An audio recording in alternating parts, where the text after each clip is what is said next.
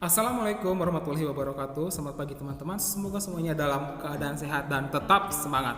Di pertemuan kali ini saya akan mencoba membahas materi usaha pemerataan, pembangunan serta dampak perkembangan wilayah di desa dan kota. Usaha pemerataan pembangunan di desa dan kota ada beberapa poin. Yang pertama, meningkatkan kualitas sumber daya manusia masyarakat desa dengan wajib belajar 12 tahun. Yang kedua, membuka kesempatan kerja dan pemberian bantuan kepada usaha kecil dan menengah di desa. Yang ketiga, mengadakan penyuluhan, pelatihan, dan pembinaan pada penduduk desa sebagai upaya meningkatkan kualitas sumber daya manusia. Yang keempat, perbaikan sarana dan prasarana penunjang pembangunan di desa seperti fasilitas transportasi dan komunikasi. Yang kelima, pengembangan usaha kecil dan menengah, serta peningkatan pemasaran hasil produksi industri di pedesaan. Faktor yang menyebabkan pembangunan belum merata di Indonesia antara lain, yang pertama, wilayah Indonesia begitu luas membuat perkembangan ekonomi tak merata sehingga ada kesenjangan di setiap daerah. Yang kedua, Indonesia terdiri dari kepulauan yang sangat banyak sehingga banyak proses pembangunan terhambat oleh terpisahnya pulau-pulau tersebut sehingga pembangunan menjadi lambat dan tidak efektif. Yang ketiga, ketimpangan pembangunan infrastruktur. Yang keempat, ketimpangan kualitas sumber daya manusia. Yang kelima, ketimpangan sumber daya energi yang masih terpusat di Jawa dan Sumatera.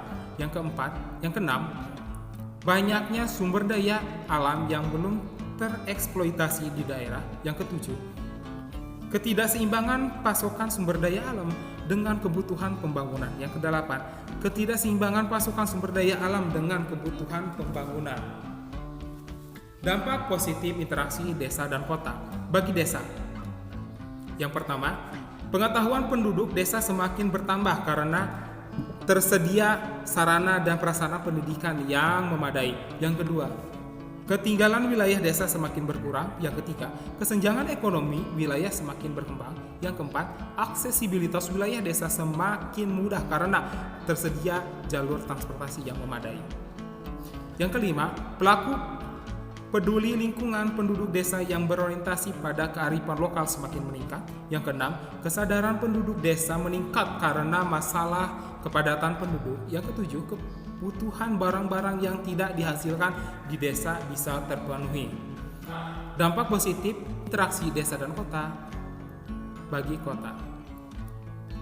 Yang pertama, pasokan sumber daya alam berupa bahan mentah atau bahan baku industri terpenuhi. Yang kedua, kebutuhan pangan yang berasal dari desa terpenuhi. Yang ketiga, kebutuhan tenaga kerja dari desa di kota tercukupi.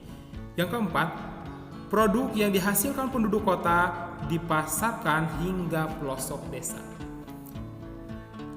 Yang selanjutnya, dampak negatif interaksi desa dan kota bagi desa. Yang pertama, memudarnya semangat kerja penduduk desa di bidang pertanian akibat modernisasi kota. Yang kedua, meningkatnya perilaku konsumtif dan kejahatan akibat pengaruh iklim produk industri dan film ataupun sinetron yang ditayangkan di televisi. Yang ketiga, berkurangnya jumlah tenaga kerja produktif di bidang pertanian karena banyak penduduk desa usia produktif lebih tertarik bekerja di kota. Yang keempat, berubahnya penggunaan lahan desa akibat perkembangan kota dan pembangunan perumahan di perbatasan desa dan kota. Yang kelima, memudarnya tradisi di pedesaan sebagai akibat tata cara dan kebiasaan kota yang mengubah budaya desa. Dampak negatif bagi kota. Yang pertama, meningkatnya jumlah pengangguran dan penduduk miskin di kota akibat urbanisasi. Yang kedua, muncul daerah kumuh dan daerah liar, bantaran sungai, pinggiran rel kereta api, kuburan, dan kolong jembatan. Yang ketiga, tingginya kepadatan penduduk menyebabkan kurang optimalnya kinerja pelayanan umum. Yang keempat, terjadinya degradasi kualitas lingkungan fisik dan sosial akibat peningkatan jumlah penduduk dari dalam dan luar kota. Terima kasih sudah menyimak materi di pertemuan kali ini. Semoga bisa bermanfaat. Sampai bertemu di pertemuan selanjutnya. Wassalamualaikum warahmatullahi wabarakatuh.